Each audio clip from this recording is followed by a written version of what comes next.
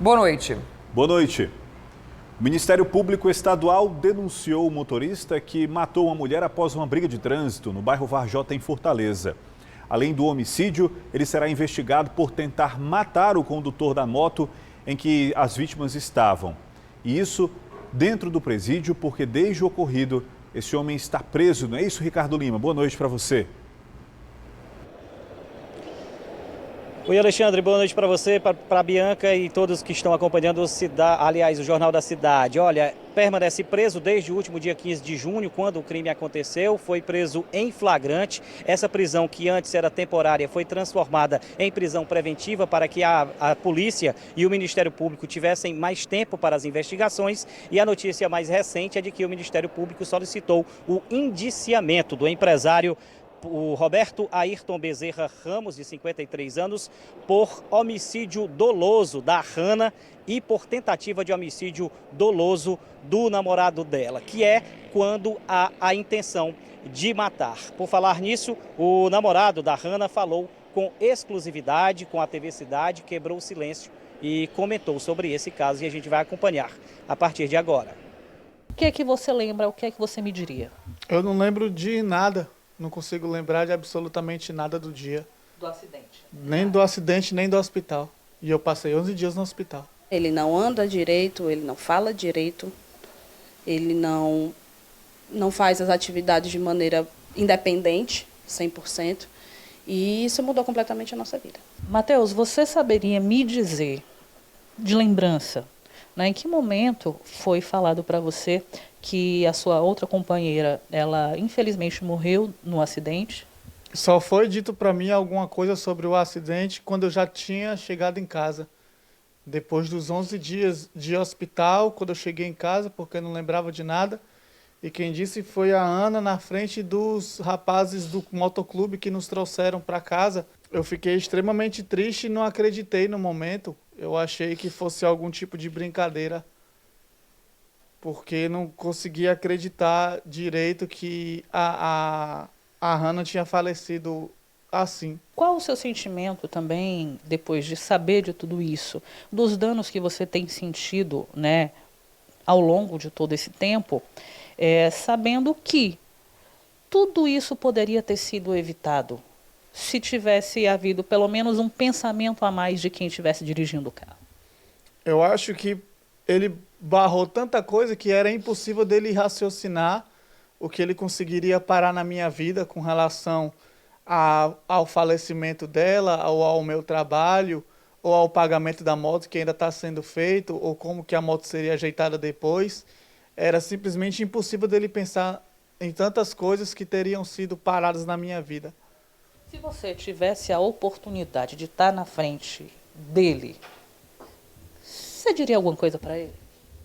Não teria mais nada a dizer, porque a única coisa que eu poderia fazer para mudar seria trazer a Hanna de volta, e ela não vai poder vir, então nada do que eu dissesse faria ela voltar. 4 adolescentes foram resgatados do bar da Barra do Ceará, em Fortaleza. Um salva-vidas da Guarda Municipal viu os garotos se afogando com binóculos e acionou os colegas. A equipe percorreu cerca de 500 quilômetros na areia e nadou mais 300 metros mar adentro para chegar ao grupo. Com a ajuda de flutuadores, os jovens foram retirados da água em total segurança. Nenhum deles precisou de atendimento de saúde. E 2 primos morreram afogados no Cinturão das Águas, que fica em Barbalha, região do Cariri. Eles estavam pescando e escorregaram na parede do canal. Antônio William Timóteo dos Santos, de 15 anos, e José Francisco dos Santos, de 23, morreram afogados neste trecho do canal do Cinturão das Águas, na zona rural de Barbalha. O acidente aconteceu na tarde dessa quarta-feira. De imediato deslocamos uma equipe, tanto para resgate de afogados, como já preparada com equipamentos de mergulho, né? Chegando no local, infelizmente, tínhamos informações de que 2 pessoas estavam submersas na água. Então começou o trabalho de mergulho com os nossos profissionais. Infelizmente foi encontrado as 2 vítimas que já estavam em óbito. Nos últimos anos, pelo menos 5 pessoas perderam a vida neste trecho do canal que fica entre Missão Velha e Barbalha. Em fevereiro do ano passado, as vítimas foram os filhos desta mulher que não quer se identificar. Os meninos de 9 e 10 anos morreram afogados a poucos metros de casa. Eles foram olhar os cavalos deles, que eles tinham um cavalo, aí eles foram olhar o cavalo, mas o pai dele, aí aconteceu. Após um episódio desse, onde outras 2 pessoas morreram, passa um filme na cabeça? Passa. Ontem mesmo nós ficamos sem chão. Voltou tudo novamente, né? Segundo o Corpo de Bombeiros, tanto o banho quanto a pesca em locais como esse devem ser evitados. Mesmo com algumas placas de sinalização, o lugar é bastante frequentado, principalmente nos fins de semana. Esses locais não são adequados para o banho, né? Não possuem infraestrutura, não possuem proteção de guarda-vidas, né? A água não está devidamente testada e liberada para o banho, embora sejam água de abastecimento, às vezes pode precisar passar por tratamentos, né? Então não existe nenhuma autorização para que esses locais sejam usados para banho ou pesca. Um barco pesqueiro carregado com 9 toneladas de atum foi apreendido em Acaraú. A embarcação estava na mira dos fiscais do IBAMA, que trabalharam em conjunto com a Marinha nessa operação. Todo o pescado foi apreendido, a atividade embargada e o pescador multado em mais de R$190 mil. O CRIO, que é o Centro Regional Integrado de Oncologia do Ceará, vai realizar no dia 22 deste mês, em Fortaleza, um mutirão de atendimento gratuito com especialistas em cabeça e pescoço. Se você quiser participar, acesse o QR Code no canto da tela. Serão disponibilizadas 150 vagas. As pessoas que tiverem aí rouquidão, sintomas como ferida na boca, afta, que não melhora, né, em 15 a 20 dias, né, isso é importante frisar o tempo, não adianta alguém que tenha uma rouquidão, como está gripado e rapidamente isso melhora, mas quem é persistente, principalmente pessoas que fumam e ingerem bebidas alcoólicas, esses sim são pessoas que estão em maior risco de um câncer de cabeça e pescoço. Esse mutirão foi criado aí, como você bem disse, há 8 anos, então é uma iniciativa da Sociedade de Cabeça e Pescoço e com o CRIO, né, em parceria. E a gente, nesse período, a gente atendeu muita gente, né? A gente deu acesso precoce ao diagnóstico de um câncer de cabeça e pescoço, que é um tumor que é pouco falado, né, no nosso dia a dia. Agora quem está chegando é ele, Luiz Henrique Pontes, o nosso brother, com as últimas notícias de Fortaleza e Ceará no Campeonato Brasileiro. A coluna Camisa 8 está no ar.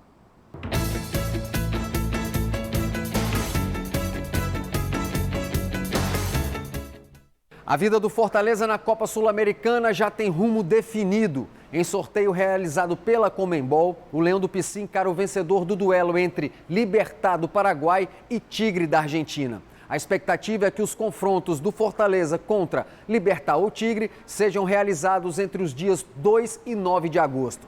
Para quem terminou a fase anterior em primeiro lugar do seu grupo, a equipe do técnico Juan Pablo Vojvoda não tem do que temer. O adversário que vier, não tenho dúvida, o Leão vai estar preparado para fazer um belo duelo. Já em Porangabuçu, o objetivo momentâneo do técnico Guto Ferreira é melhorar o padrão de jogo da sua equipe. E para isso acontecer, a diretoria do clube, claro, está trazendo reforços. O último contratado atende pelo nome de Paulo Vitor. Lateral esquerdo de 22 anos de idade, fechou com o clube alvinegro até o restante da temporada 2023. O jogador pertence ao Internacional e chega por empréstimo de 1 ano. Só para a gente não esquecer, nessa janela de transferência, o Ceará já contratou o lateral direito Orejuela, o atacante Guilherme Bissoli e está chegando o zagueiro Sidney do futebol espanhol. Se eles vão dar liga, como se diz no linguajar da bola, eu não sei, mas não custa tentar.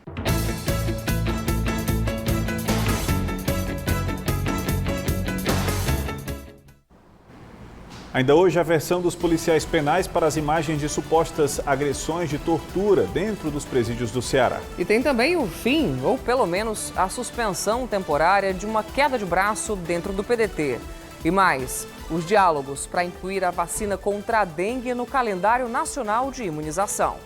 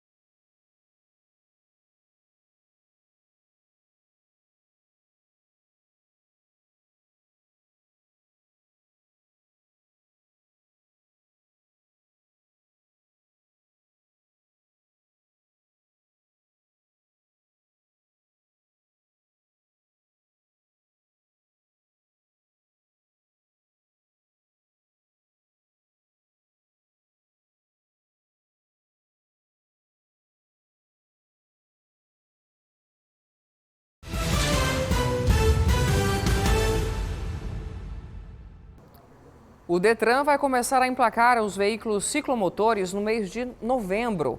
O prazo para se adaptar às novas regras de trânsito nacionais é bem elástico, mas quanto antes, melhor, né, Ricardo?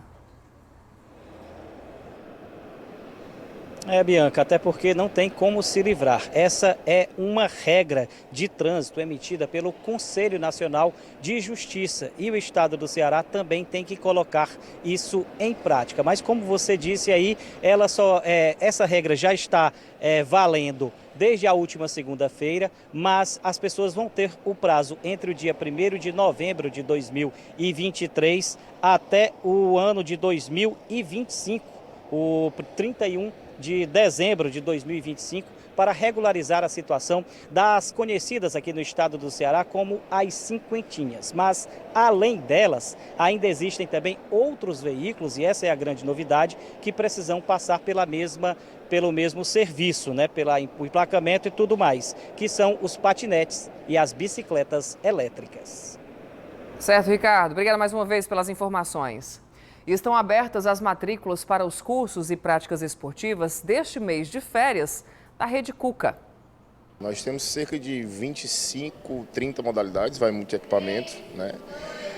De onde a gente está inserido. Cada equipamento tem sua particularidade. E aí você escolhe qual modalidade você se identifica e pode vir trazer a família. Hoje a gente agrega a família, o nosso público prioritário é de 15 a 29 anos.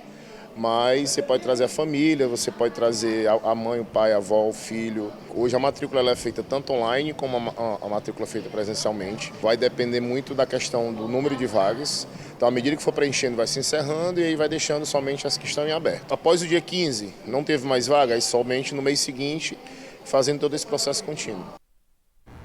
QR Code na tela porque a gente fala agora de oportunidade de trabalho. O IBGE está com inscrições abertas para 2 processos seletivos. Serão 369 vagas, sendo 332 de nível médio para agente de pesquisas e mapeamento e 37 de nível superior para supervisor de coleta e qualidade. Nesse cargo, também é exigida carteira de habilitação categoria B. A remuneração vai de R$ 1.387 a R$ 3.100 mais auxílios. Todos os detalhes estão aqui no GC+. E você declarou o imposto de renda, mas caiu na malha fina? E agora, o que fazer, hein? Nós procuramos um especialista para ajudar na solução desse problema que, se não resolver, atrapalha a vida e gera bastante prejuízo.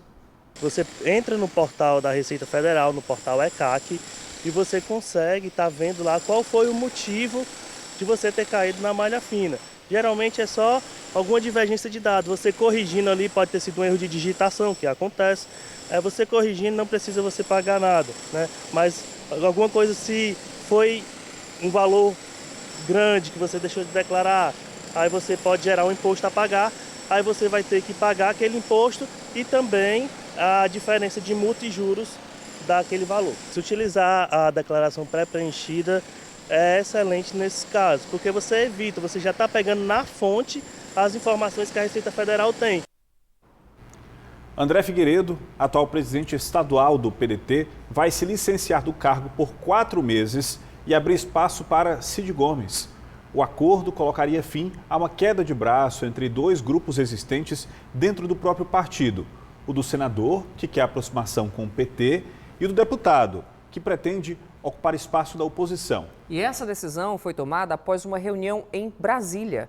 No encontro, o ministro da Previdência, Carlos Lupe, o senador Cid Gomes e o deputado André Figueiredo firmaram um acordo que foi confirmado hoje.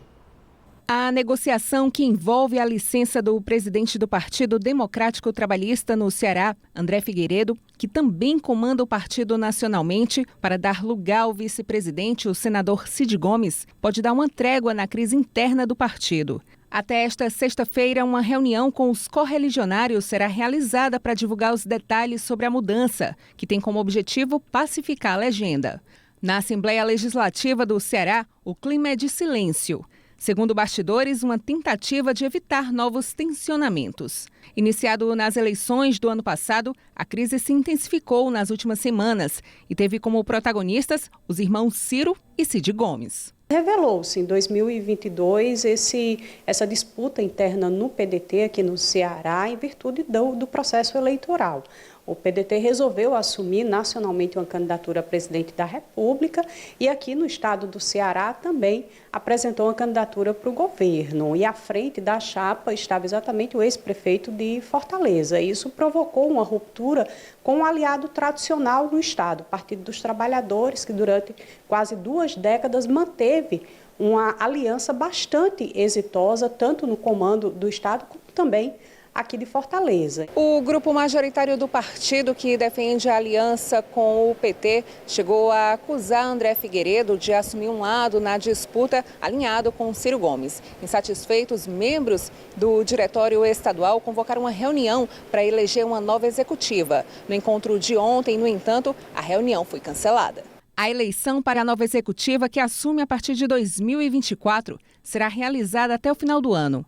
Para esse pedetista, o encontro entre Cid e André caminhou para um entendimento. A gente vê com bons olhos, esperamos que o senador Cid possa assumir e dar essa guinada que o partido precisa para que nós possamos não só continuar a ser o maior partido do estado, mas ampliar ainda mais essa base no estado do Ceará. Especialistas avaliam que o tensionamento iniciado com o racha da aliança histórica entre PDT e PT pode ser considerado uma estratégia política. É possível que haja a dissidência de alguns membros do PDT caso essa aliança seja retomada. Mas, obviamente, que isso deve ser pensado do ponto de vista estratégico. A aliança entre PT e PDT foi bastante exitosa no estado. E isso rendeu frutos para ambas as agremiações. Então, é muito provável que haja novamente esse acordo, a depender, obviamente, da avaliação do governo do estado. É também muito provável que, se retomada essa aliança, isso gere um capital simbólico, um capital eleitoral para o pleito de 2024. Daqui a pouco, logo após o JC, tem o Jornal da Record. Confira os destaques desta quinta-feira. Boa noite, Cris.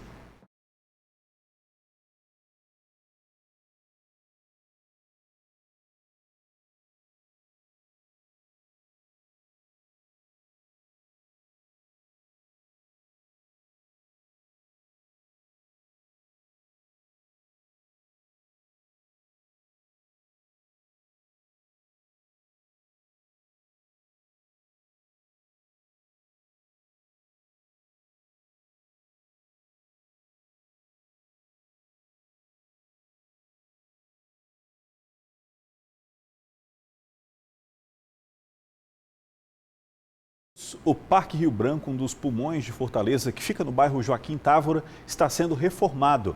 Mas os moradores da região questionam o projeto. Quem passa pela Avenida Pontes Vieira, em frente ao Parque Rio Branco, se depara com os tapumes e não mais com as grades quebradas que reduziam a beleza do local. A situação deve ficar assim por 10 meses, tempo da reforma como está na placa da prefeitura. Depois, o verde deve voltar a enfeitar a cidade. Essa moradora caminhava 3 vezes por semana no local e tem uma relação de amor com ele. Desde o período da pandemia, que teve o isolamento, então eu comecei as minhas caminhadas aqui no parque. Foi um período doloroso, de muitas perdas. E ano passado, com a perda da minha mãe, e aí trouxe assim, um grande sofrimento. E eu encontrei nas caminhadas, aqui no parque, no encontro com essa natureza, um equilíbrio emocional, psicológico. A última reforma foi feita em 2010. Quem usa o parque entende a necessidade da manutenção do local, mas reclama do projeto. O parque precisa mesmo de manutenção. Manutenção dos equipamentos, manutenção do campo de futebol, manutenção das quadras de prática de futevôlei. Serão investidos 4.800.000 na reforma. No caso do Parque Rio Branco, o próprio Ministério Público Estadual está participando na discussão sobre o projeto, na discussão sobre o que está sendo feito, e nada está sendo feito sem o conhecimento do Ministério Público, por conta dessa ação e desse acompanhamento, e também dos interessados, como o Movimento Pro Parque, como vereadores também que estão interessados dentro desse processo, ou seja, transparência total. O parque tem 70.500 metros quadrados. Nele tem algumas nascentes de riachos. Por isso, é considerado área de proteção de mananciais pelo plano diretor da cidade. Não há a menor necessidade de se retirar nenhuma árvore. Então, o projeto não prevê a retirada de nenhuma árvore dentro do parque. Com relação aos riachos e nascentes que ali tem, o projeto também preserva essas áreas de nascente, preserva essas áreas ambientais. Alguns moradores reivindicam que o campo de futebol do parque seja transformado em areninha, um lazer para os jovens do bairro. Hoje a demanda da população é em prol não só da reforma do parque, da requalificação, mas sim também de um instrumento de lazer, um campo que já existe o espaço dentro do parque. A gente está querendo uma areninha, a qual também já foi recolhido 1.600 assinaturas, levado já para a prefeitura, já foi aprovado o projeto. E hoje a nossa busca é referente a esse campo. No projeto, o pedido da juventude também será contemplado. O projeto da areninha ele pode ser implantado. Nós estamos trabalhando hoje em ajustes ao projeto para que a gente possa viabilizar a areninha. O prefeito Sarto pede para que todas essas interesses sejam ponderados e que sejam atendidos ao máximo possível. Contando os 10 meses, agora é esperar até maio do próximo ano e o parque, criado em 1976, deve voltar a ser a área de todos os fortalezenses. Uma casa pegou fogo no bairro São João do Tauape, em Fortaleza. As chamas e a fumaça densa tomaram 2 compartimentos do imóvel, que fica na rua Capitão Gustavo. A moradora ficou bastante nervosa e foi necessário receber apoio médico do SAMU. Os bombeiros também chegaram rapidamente e conseguiram controlar o incêndio sem que houvesse vítimas e danos às moradias vizinhas. Só a perícia vai dizer onde e como o fogo começou. Pichar muros é crime, você sabia? Crime ambiental. E a própria população pode ajudar a polícia a combater essa prática que polui visualmente a cidade, traz gastos para o poder público e, se for uma propriedade particular, deixa o prejuízo para o dono do imóvel. Seja em viadutos, locais altos e de difícil acesso, prédios, casas, nada escapa da capacidade dos pichadores e do desejo de se aventurar. Olha o que fez esse homem. Ele improvisou uma estrutura com cordas e um banco, semelhante à usada em pinturas e limpezas de prédios altos, para acessar nada menos do que o viaduto que liga Fortaleza a Caucaia, na Barra do Ceará.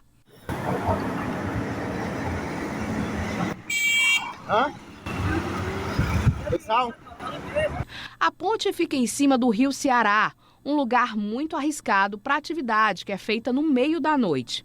Dá para ver os veículos passando próximos de onde o pichador está. Dessa vez foi registrada em vídeos pelos próprios envolvidos. O ato chamou a atenção de quem passava pelo local.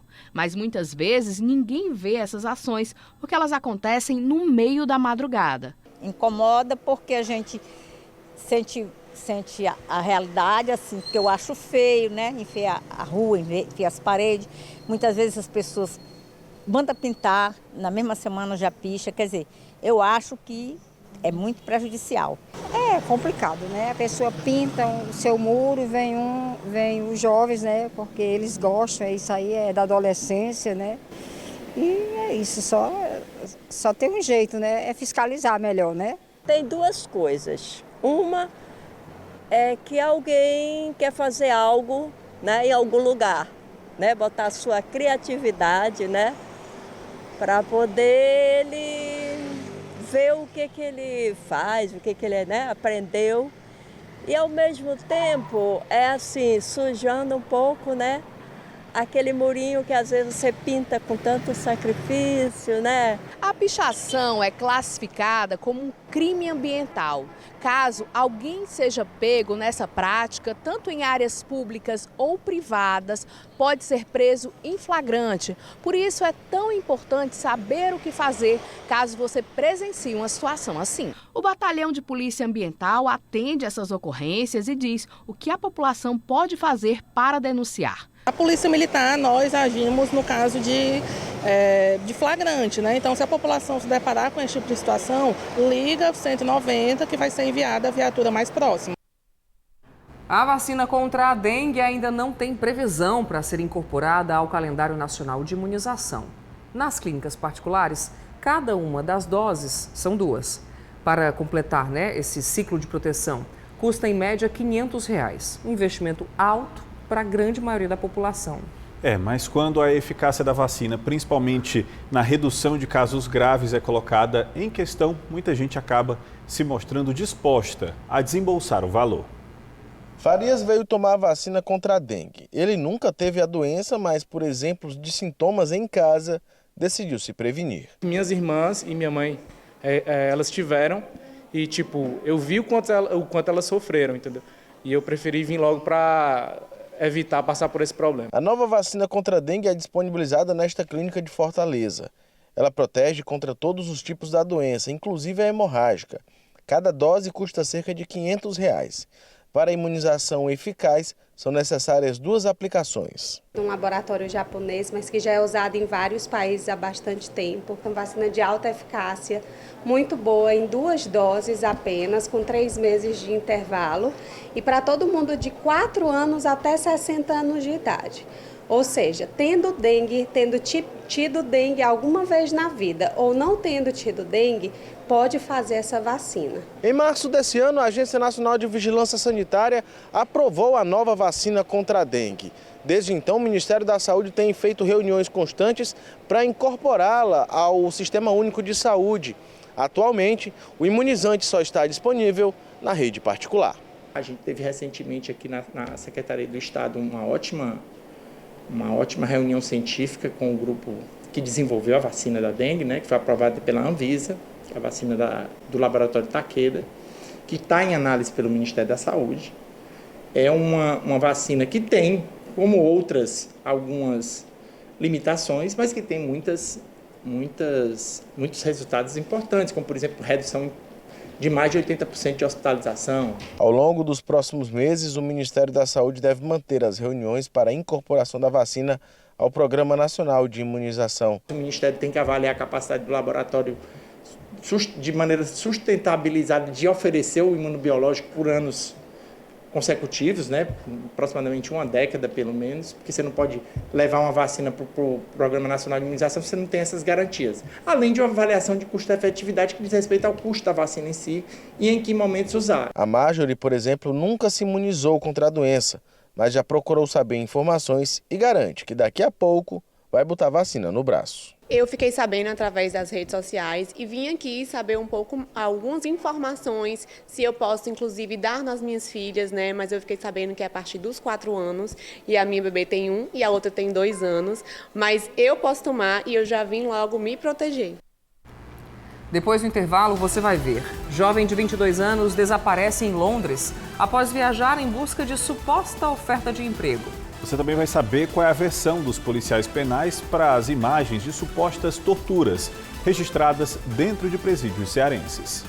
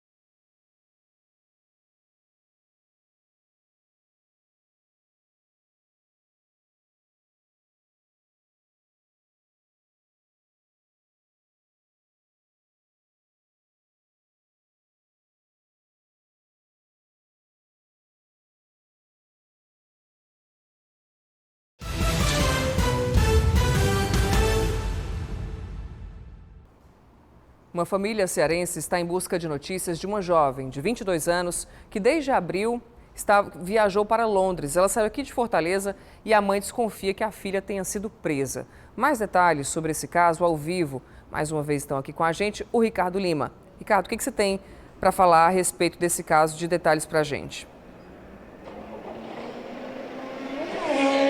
Olha, Bianca, a Maria Yara de Brito Souza, logo que chegou em São Paulo no mês de abril, ela passou poucos dias e viajou para Londres, capital inglesa, em busca de uma oportunidade de trabalho. Assim que chegou lá, ela sempre mantinha contato com os familiares e com a amiga que deixou em São Paulo. Mas, depois de uma semana aproximadamente, ela parou de se comunicar e, desde então, a família estava aflita em busca de informações. Recentemente, ela conseguiu fazer uma ligação, disse que foi presa por envolvimento com o tráfico de drogas. A gente não sabe se ela levou daqui para lá ou se estava envolvida com o tráfico lá mesmo, na capital inglesa. No próximo dia 3 de agosto vai acontecer uma audiência onde ela pode ser condenada ou absolvida e só depois é que ela vai voltar a falar com os familiares que continuam aflitos em busca de informação. Os familiares, inclusive, já contactaram o departamento jurídico do Itamaraty em busca de informações sobre a prisão, sobre o crime e a possibilidade de uma defesa para Maria Yara, que permanece sem comunicação lá no Reino Unido. Bianca e Alexandre. Obrigado, Ricardo. Policiais penais se defenderam das acusações de tortura contra detentos no sistema prisional do Estado. Um vídeo divulgado hoje comprovaria que eles se machucaram durante rebelião na UP4, em Itaitinga. Enquanto a investigação segue, a direção da unidade continua afastada. As imagens registradas no último dia 18 de março na unidade penitenciária de Itaitinga mostram presos rebelados em um pátio interno da penitenciária. Os detentos arremessam objetos contra os agentes de segurança que revidam com balas de borracha. Em alguns momentos, amotinados tentam roubar as armas dos agentes.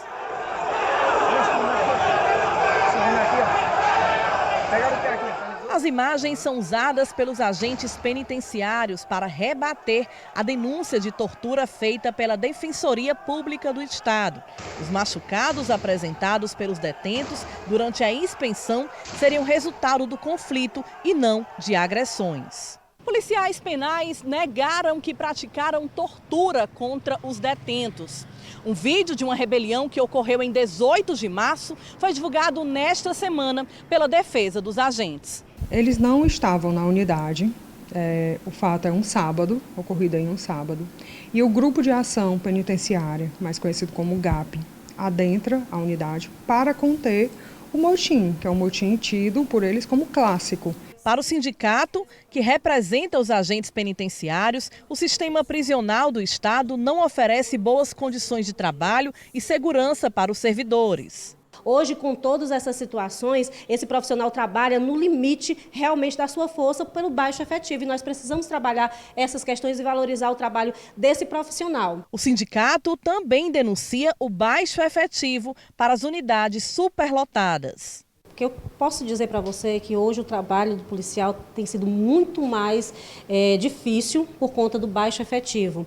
E você vê aqui no vídeo, há uma desproporcionalidade, até porque com baixo efetivo, aqueles presos motinados, esses policiais eles têm que dar contenção. Em junho, a Justiça determinou o afastamento temporário de toda a diretoria da Unidade Penitenciária 4, após denúncias de violência e maus tratos contra internos. Fotos e relatos de cerca de 100 detentos comprovariam as denúncias. Diretor, vice e chefia de segurança deixaram os cargos. A Secretaria da Administração Penitenciária informou que está colaborando com as investigações e que possui uma ouvidoria para receber denúncias. A defesa dos acusados alega que 5 servidores considerados suspeitos não estavam de serviço no dia em que teriam ocorrido as supostas agressões. O Jornal da Cidade de hoje termina aqui. Para você, uma excelente noite e até amanhã. Assista agora as notícias do Brasil e do mundo no Jornal da Record. Para você, uma excelente noite. A gente se vê amanhã.